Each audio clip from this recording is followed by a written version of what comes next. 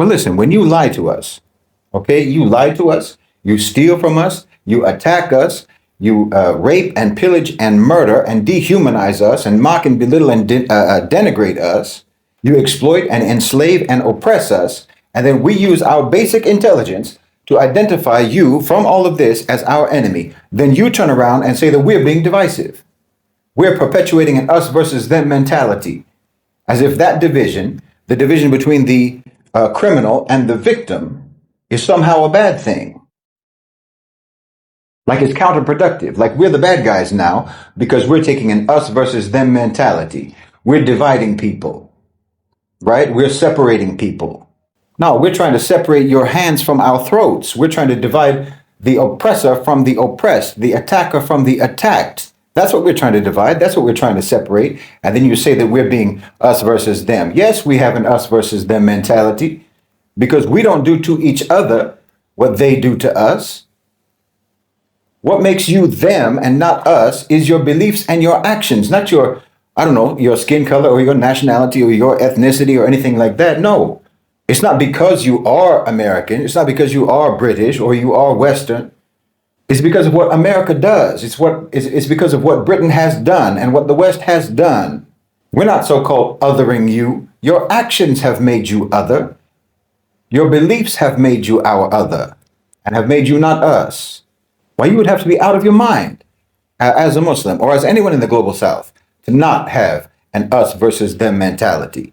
You can't call that divide and conquer when what we're talking about is dividing ourselves from our conquerors. Do you understand? That's not divide and conquer. It's your hostility. It's your enmity. It's your aggression. It's your arrogance. It's your violence, your dehumanization of us that excludes you from being a part of us. You understand? No, you can't use that on us, divisive, us versus them. Of course we have that mentality. We would have to be insane to not have that mentality after all the centuries of history that we've gone through. Look, in Islam, we have a very important concept, it's not even a concept, it's a duty. It's an obligation in Islam called al-walaa, wal-baraa. Okay? Association and disassociation, affiliation and disavowal. You understand? Connection and separation, unification and division. We associate with, we affiliate with, we connect with, and we unify with whoever shares our beliefs and our morals and our conduct. And whoever does right by us, whoever is fair with us, whoever respects us and respects our faith, respects our lives, respects our honor and our families and our property. If you do all of that, as any civilized person would do, well, we'll get along just fine. But we will disassociate from, disavow, separate from, and divide and distance ourselves from anyone who does not do that. You understand? Anyone who doesn't share our beliefs, doesn't share our morals, doesn't share our conduct, whoever does wrong by us, whoever is unfair to us, whoever disrespects us, disrespects our faith and our lives, and who dishonors and who attacks our families and our property. If you think that we're supposed to unite with people who do all of that, I don't know what to tell you. How is your aggression and your supremacist, intolerant, belligerent behavior, how is that not divisive? But we're supposed to be so-called divisive because we won't lay down and let you treat us any kind of way. What kind of belief is that? What kind of unity is that? See, because the West has always used the divide and conquer strategy, the divide and rule strategy. So somehow you only learned the lesson from that, that division in and of itself is bad. And there's no context. There's no such thing as good division, good separation. I don't know if it's just foolishness or if it's gaslighting. When you act like the enslaved is getting duped by divide and rule when they want to separate themselves from their enslavers. I don't know if you're a fool or you're gaslighting. Like it's somehow backwards to call your enemy your enemy. No. You act like we're wrong to identify you as an enemy when you check every box on the list of what it takes to make someone an enemy. But you want us to suspend all judgment when it comes to what you do to us. You understand? You want us to forget centuries of history where the patterns of behavior do nothing at all but repeat right up until today. But you say we're not supposed to make blanket statements about you, blanket judgments about you. It's not supposed to be upon us to what? Conduct a one-by-one interview of every Western non-Muslim residing in the countries that have invaded us, that have attacked us, that have occupied us, that have committed genocide against us, that have stolen our resources, that have exploited our lands and our people. Now we're supposed to conduct an audit in the West, person by person, to identify which Western non-Muslims are exceptions to the rule, just so that your individual feelings won't be hurt by us making a generalized judgment about your so-called civilization? No, that's unreasonable. As if our completely justified suspicion and distrust and estrangement from your societies, based again on centuries of experience, as if that does not entitle us to take a general stance towards you. Of course it does. You think if we're making an unfair judgment about even one single individual Western non-Muslim, then that makes us guilty of being grossly biased in our evaluation. That's how important you think you are on an individual level. You think that even if just even one of you does not align with the totality of your so-called civilization's history, then that one single person is supposed to be significant enough to warrant us withholding judgment about your so-called civilization. Well, that attitude in and of itself, wallahi, that attitude in and of itself shows that you're not on our side.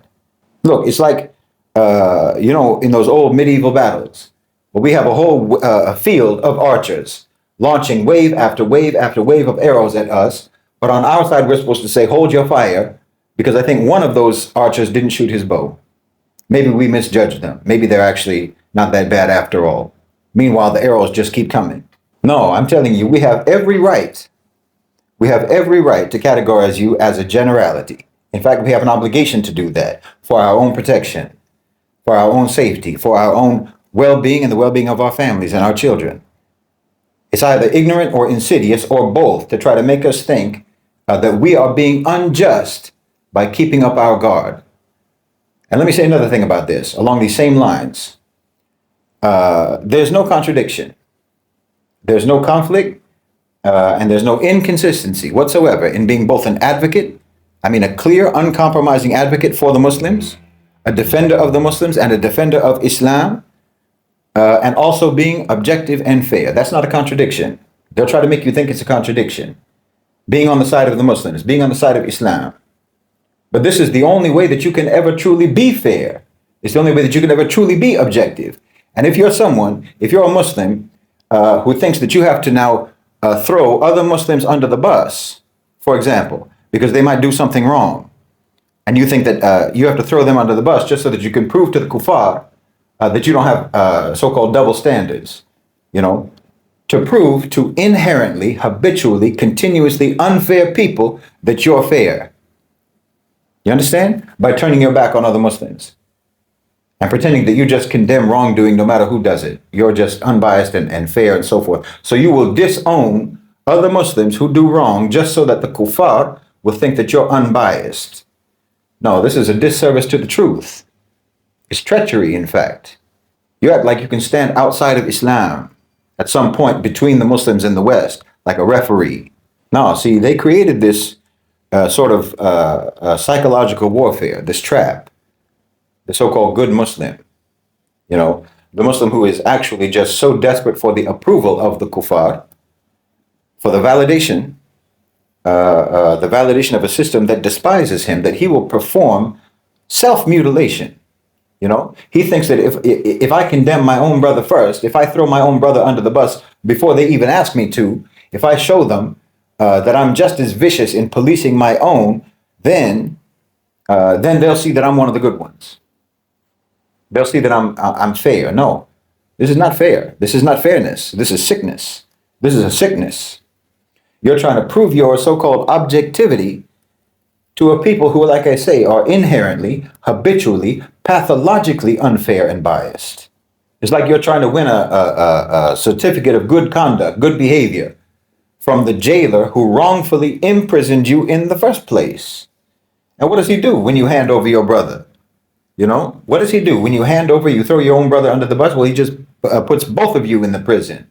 Yes, some Muslims do wrong. We're humans. Muslims make mistakes. But you and I both know that the moment you condemn another Muslim in front of the kuffar, they're not going to take that the way that you hope that they'll take that. They're not going to take it as, oh, look how fair and unbiased and objective these Muslims are. No, they're going to use that as proof that we are bad.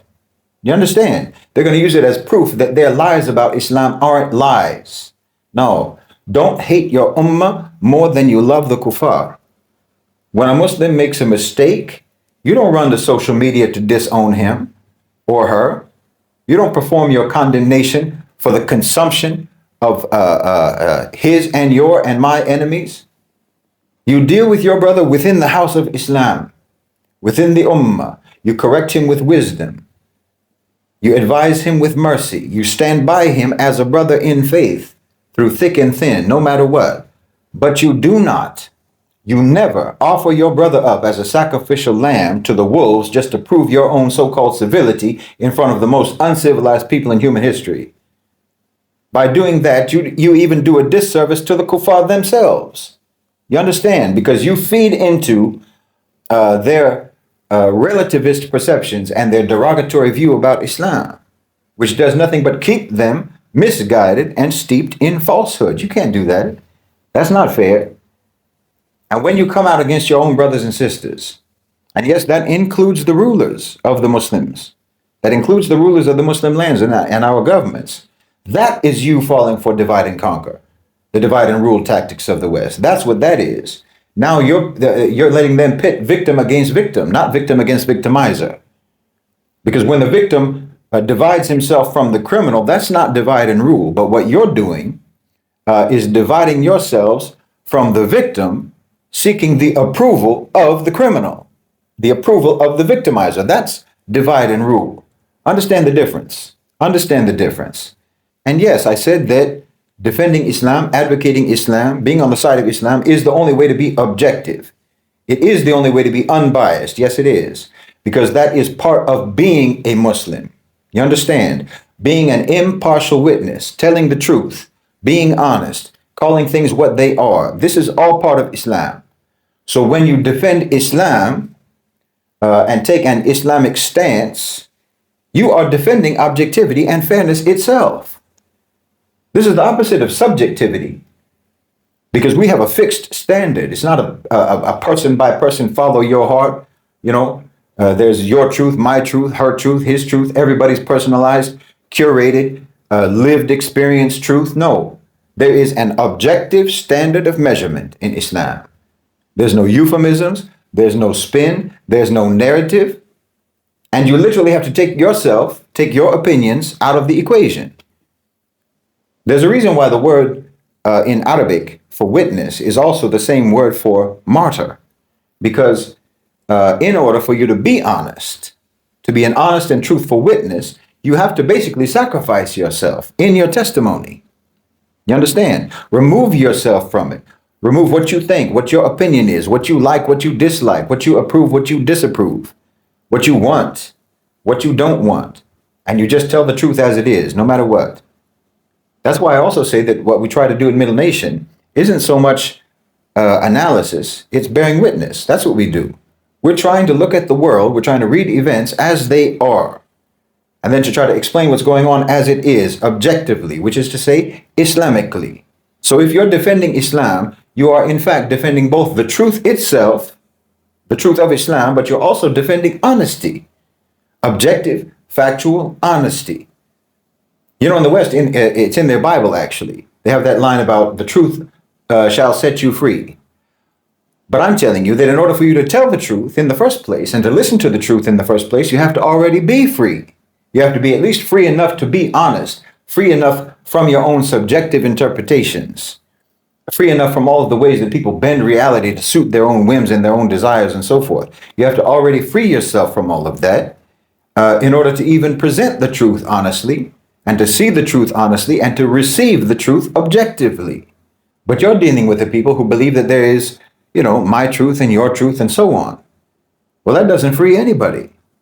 So it doesn't matter if in your culture, in the West, in your so-called civilization, or in your religion, It doesn't matter if they tell you that you should tell the truth, because at that point, the whole definition of truth is already so obtuse and so flexible that telling the truth is basically the same thing as lying. It's meaningless. So yes, we defend Islam and we're partisan about it. And yes, that is the only way to be objective and fair, because that is what Islam dictates for us to be. It's not based on a personalized, subjective standard of measure.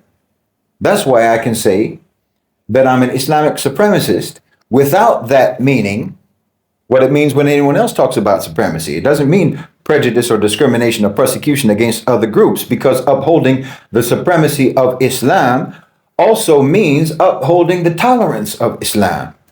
You understand? Upholding the Quranic injunction of to you your way, to me my way. That's real tolerance. That's real tolerance. In the West, assimilation is the prerequisite of tolerance, you see? We'll only tolerate you if you adopt our ways. That's their version of tolerance.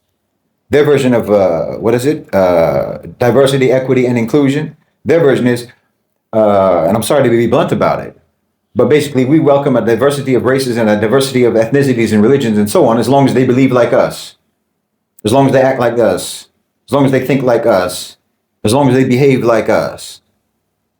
And of course, because that us in the West pretty much always goes along racial lines in the Western definition, it means we are inclusive of so-called black and brown people, as long as they are essentially black and brown white people in their thinking, in their mentality. Do you understand?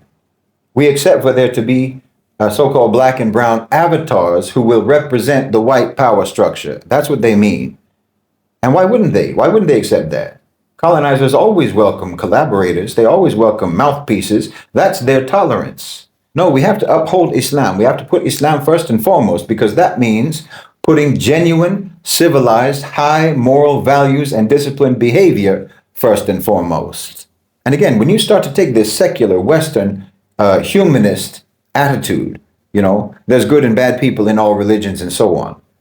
And then on that basis, you will not defend your brothers and sisters in front of your enemies because they might have made a mistake or done wrong. Whether you know it or not, you are elevating your enemies and our enemies into a position that not only they do not deserve to be in, but it's also a position that it is catastrophic for them to be in. And that's the position of being a moral judge.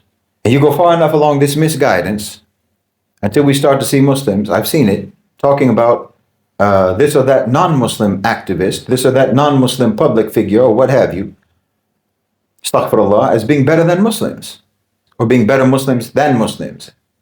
You know, people talking about Greta Thunberg, like she's from Ahlul Badr, or bloody Joe Rogan, being more spiritually moved by watching the Hajj than the Hajjaj themselves are spiritually moved. This is when you've really lost your mind. You've really lost your mind, because you do not adhere to the very basic fundamental level, the basic level of al-walaa wal-baraa. Because there is an us and there is a them, and that is a reality. We didn't make it verses. They made it verses. They made it us versus them, because we have no problem. We have no problem whatsoever about there being an us and a them and coexisting. Again, that's what Islam teaches us. But they have a problem with coexisting. They're the ones who made it verses. And you can't be blind to this fact. You can't afford to be. You can't be in denial about the ramifications of this fact. And one of the ramifications of this fact is that you cannot, for an instant, display any disloyalty or disunity within our ranks. There cannot be any gaps in our saf. You understand? If they do point to some uncharacteristic instance of wrongdoing by a Muslim, you need to understand that their intention is not to expose or prosecute wrongdoing. It is to attack Islam, attack the ummah, and attack you and I. They're not doing it out of some love for fairness and justice. They're doing it to serve an agenda of unfairness and injustice. Do you remember when the Quraysh criticized the Muslims during the lifetime of Rasulullah ﷺ for fighting in the sacred months? And Allah subhanahu wa ta'ala answered them. He pointed out the far worse and more heinous crimes that the Quraysh themselves were committing. This is your template. Allah subhanahu wa ta'ala gave you the template, the media strategy, the public relations strategy. Because yes, no matter what you may point to that a Muslim has done wrong, wallahi, it pales in comparison to the wrongs that you are committing continuously. And you're only pointing it out. You're only pointing out a Muslim who did wrong to divert attention from this fact, which makes even your pointing it out just another crime. Yes, as I said, whatever wrongs a Muslim commits, we deal with that amongst ourselves. It's not your business. And we will never give you the satisfaction of letting you create gaps in our saf or creating cracks in our fortress. Because that's all you're actually trying to do. You're just trying to divide us. Because look, these are not people who genuinely care about right and wrong. You should know that by now. They don't care about justice and injustice. There's no evidence whatsoever to support any assumption that they care about these things. So yes, when they criticize anything about us, anything that we do or anything that we don't do, whether it's on an individual level or on a societal level, on a cultural level, or on a governmental level, they're not doing it because of their so-called commitment to human rights or their commitment to justice or what have you. No, they are doing it because of their hostility. They're doing it because of their enmity, and they're doing it because of their aggression only, always, with no exceptions. You know, I mock those colonizer activists, those Western allegedly pro-Palestinian activists. I mock them online because they're so depressed and they're so upset that the bombings have stopped in Gaza and that the people of Gaza have food to eat now. Yes, they're depressed about that. They're mad about it. They're absolutely sick at heart to see the Gaza genocide stopped. They don't know what to do now. They don't know what cause to attach themselves now to showcase their goodness and their virtue on social media. That's all they were ever doing. They can't stand the fact either that Muslims are the ones who did this, that the Arabs did this, that we're the ones who solved our own problems. We solved our problem ourselves. Do you understand? Because they only want to help us. You should understand this. They want to help us only so that they can emphasize that we are helpless without them. That's what they do. That's the only reason that they do what they do. But we're not helpless. The Gulf countries put up at least $3 trillion. They put $3 trillion on the table to end the genocide and to dislodge the Zionists from Gaza. Yes, they did. They got Trump, they got America, they got Europe, they got the UK, they got everybody. They're the ones who worked on this. They're the ones who worked this out. Not your so-called axis of resistance, not your flotillas, not your George Galloways, not your Thunbergs. No. Not even your marches, not even your rallies, and not even your boycotts. Yes, all of those things had a role. I'm not saying they didn't. They had a role. Of course they did. But I hear people saying, oh, today the whole world is against Israel. Today the whole world is pro-Palestinian today because of what we did. But you mean the West. Now the West is like that. Because the whole world has always been pro-Palestinian. The whole world has always known that Israel is a criminal colonial project of the West. Global opinion has not changed at all. It has always been this way. But you're just now coming into alignment with global opinion. And the only reason that you're coming into alignment with global opinion is because the people at the top of your power structure have been paid off. That's why the narrative is shifting, or has shifted. Because the people who write the narrative, the people who did and who do write the narrative, did and do serve the power structure. And the power structure has been paid off. Do you understand? And these colonizer activists can't stand it. You watch, because look, obviously there's still a lot to do for Palestine. There's a lot more that needs to be accomplished, as I've talked about also. You know, return to the 1967 borders, end of settlements, right of return, statehood, fair and equitable development in Gaza, as I talked about in a recent video, and obviously the prosecution of the war criminals. A lot still has to be done, but you're not going to see marches for that. Trust me, you're not going to see marches for that. You're not going to see boycotts for that. You're not going to see, big theatrical, performative, activist spectacles like the flotilla for any of these things. Watch. You thought that they were your friends. You thought that they were your allies. But you and your cause are just props for them. I'm telling you, you and your cause are just vehicles for their self-praise and their grandstanding to make themselves look good on social media. Vehicles for the same old Western propaganda about how virtuous their so-called civilization is. They just want to show how good their civilization is, even though they're the ones who are causing the crimes and the injustice that they're protesting against. You see the irony? It's all a con job. It's a con job. Just wait, you'll see. And maybe if you see, you might even understand. So yes, if you turn your back on the Muslims, on any Muslim, you throw any Muslims under the bus just to try to win the approval and win the affection of these people, wallahi, you are just selling your own self into servitude and humiliation. They never have the upper hand over you except that they will strike you with it. That's a fact. That's a historical fact. And if you are, if you are a Western non-Muslim who this does not apply to, you're not like this, then good for you. Good for you. But it's not our job. You understand? It is not our job, and it is not in the interest of our own safety and our own security and our well-being to suspend a general judgment and a general posture just because some of you might not be like this. So I'll state it very clearly. Our stand is with Islam. Our stand is with the Muslims. And from that position of strength, from that position of truth, we can truly be just. We can be fair. We're not here to win a popularity contest with our oppressors. No. We are here to win the pleasure of Allah subhanahu wa ta'ala. And you will never win the pleasure of Allah by betraying your brothers and your sisters to try to get the applause of the kuffar. Never.